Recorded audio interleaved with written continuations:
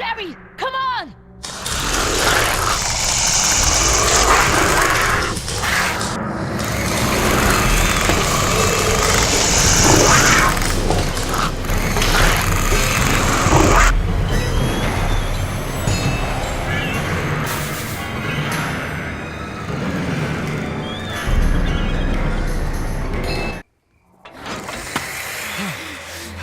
Oh God, Jess! What have I done?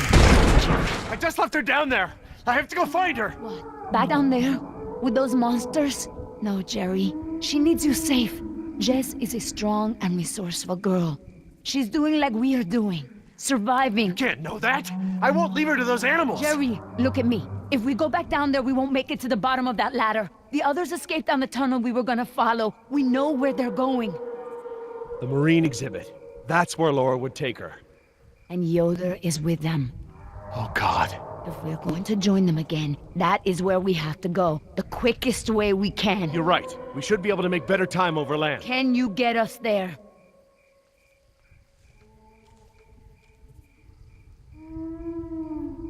It must be to the north, near the outlet of the river. A big river? With many falls? Yeah, the big river. Okay, good. That's something. Let me get my bearings, and we'll figure out how to get there. Por el amor de Dios. Do you know where we are? Let me think. It's been so long. This is my first time back on the island in nearly 12 years. Engine has changed it so much. Tell me about InGen and this island. What does it have to do with you? I grew up here, you know, below those trees. My people were fishermen. We would make our homes near the water during the fishing season. I loved the water. I would swim in the ocean. So far. That's why my father called me Nima. I see now. You and your family used to live on this island? My family, everyone, my whole tribe. This had been our home for thousands of years. I could go anywhere, run in the jungle, climb the trees. These monsters. There was never anything like them on this island before. It was all very peaceful before InGen bought the island from Costa Rica. What does your name mean?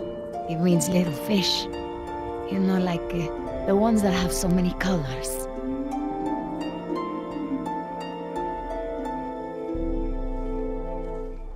I didn't realize this island had been inhabited before. InGen moved your people? They promised us homes and medicine, education. They didn't keep their promise. I guess from your point of view they did.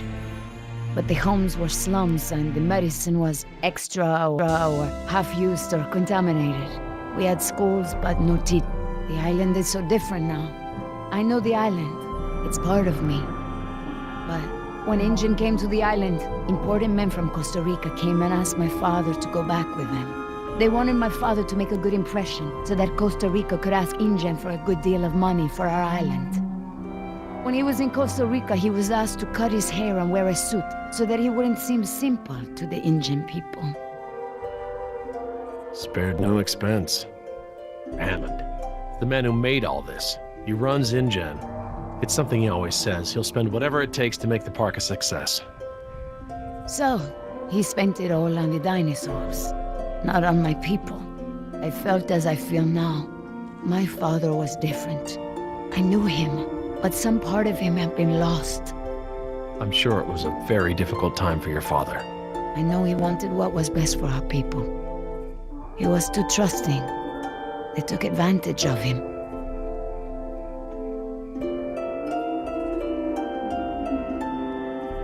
He sounds like a brave man. Were you too close? When we were on the island, yes. We were always together. My father was an awa, a spiritual healer. He sang for Sibo, who created the earth. He was very important to our tribe. But after we left the island, he would not keep up the old traditions. He was always unhappy.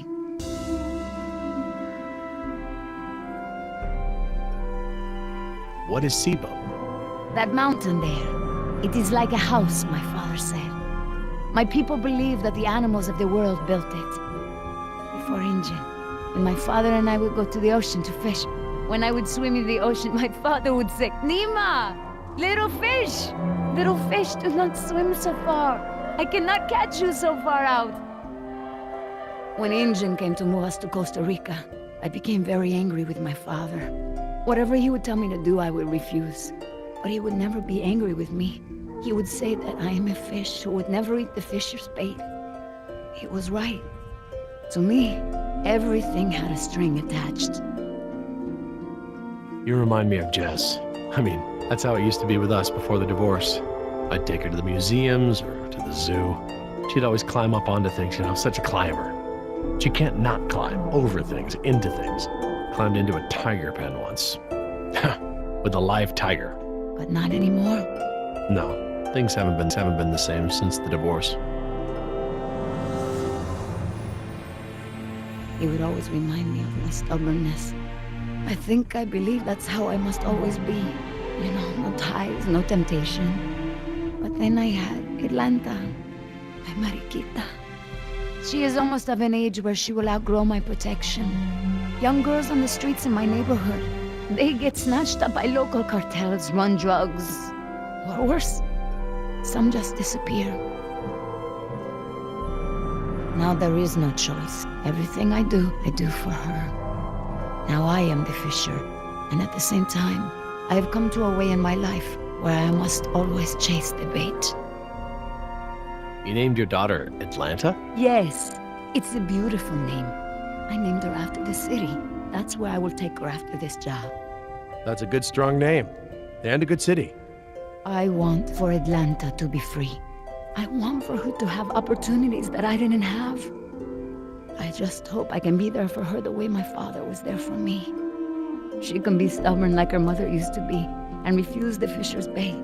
I think I know now it's a good way to be. I think that my father believed that too. Jess changed my life too.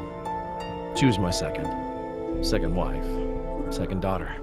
Apparently I'm the genetic carrier of rebellion because both my daughters got it. I worked so hard to protect Jess and keep her out of trouble. What about you? Did you turn out so good because your parents kept you out of trouble? Me? I was a little hellion myself. Uncontrollable. It's in my genes. Oh, now you know this is different. Still, one thing Jess really hasn't had in her life is a present father figure.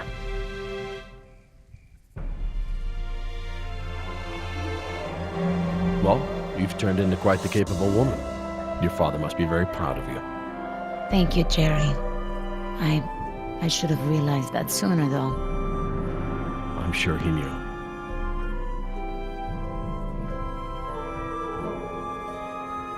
Nima, look, What is it?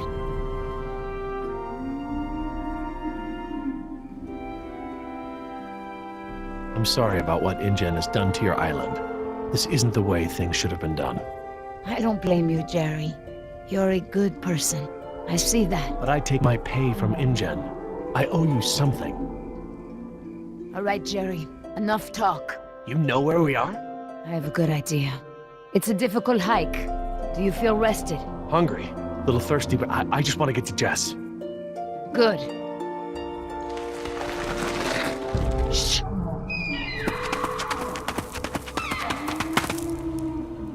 Did you guess Dilophosaurus?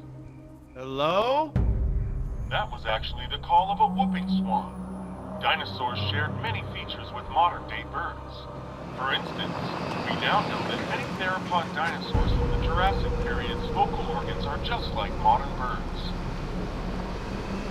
We are arriving at the fourth of 7 lookouts along the tour. Your Jurassic Park tour vehicle will stop for 5 minutes to let you stretch your legs and take photographs of our animals. Next stop, the Jurassic Park Marine Facility and Aquarium.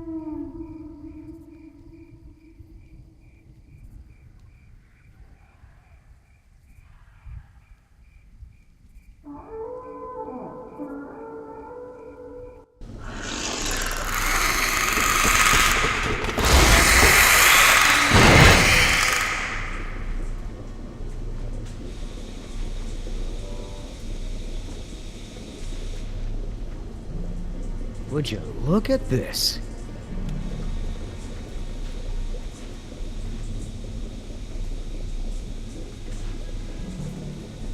What are they? They look like feeder tanks. This could be a hatchery. A hatcher what? They're raising these fish to feed another animal, like at Marine World. Like the killer whales? Precisely. That's a lot of fish. How many whales are they feeding? I don't know. It looks like each of these tanks could feed 3 or 4 orcas per day. Oh, you're a fish expert now. I can make an educated guess. Look, there's a sign over there. It looks like a schedule or something. This is a hatchery. That's the stocking schedule for the tanks. Some tells me these fish aren't for feeding whales, huh, Doc?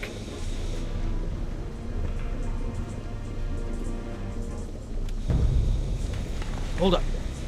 Here's something.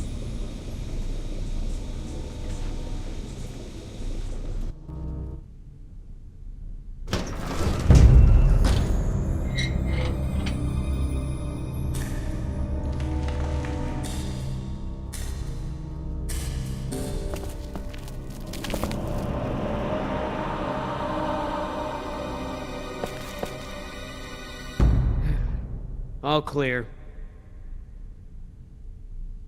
Dad! Jess! Oh, thank God. Are you okay? Are you hurt? No, I'm okay. Just, can we go home now? I'm so glad you two are safe, Jerry. How did you manage to get here? We climbed out of the tunnels through a service hatch near one of the tour routes. Luckily, someone left the tour program running. Thanks. You mean... Dr. Sorkin, the phones are not working. I'm sorry? There is no dial tone. You said the phones would be working here. That's odd. My control terminal showed that the main lines here were active. Unless... Of course. Everything is controlled by the computer systems, even the phones. If the power outage outlasted the battery backups, then the system is probably just waiting to be booted up. Get us to the phones, Doc. We don't have a lot of time. Mr. Yoder, I refuse to be pushed around by you any longer. Look, this isn't a day trip. If we don't contact InGen and get another helicopter out here for you all, the next flight over the island is gonna be a wing of B-52s carrying holy hellfire. What? That's right, Doc. We're gonna murder all your precious little pets and sink this island into the Pacific. Dios mío. That's what you meant by ground zero? Yeah, that's right. Why didn't you tell me earlier? This is my home! What do you mean you're home? I didn't tell you earlier because I thought we'd be off the island by now. This island is the ancestral home of her people.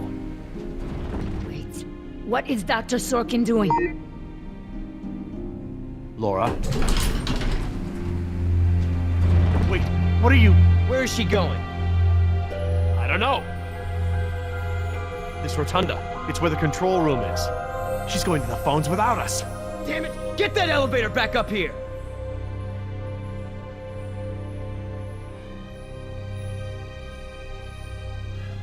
Oh, they've really made a lot of progress in construction here. Paleozoic, huh? Well, most of the specimens here aren't really from the Jurassic period anyway. Ah, Paleozoic. From oldest to newest. Cambrian, Ordovician, Silurian, Devonian, Carboniferous, Permian.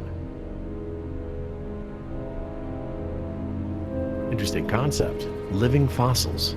I guess you can't expect a mosquito to feed on fish swimming hundreds of meters under the sea. This little pool's cool. Were these creatures all cloned like the dinosaurs?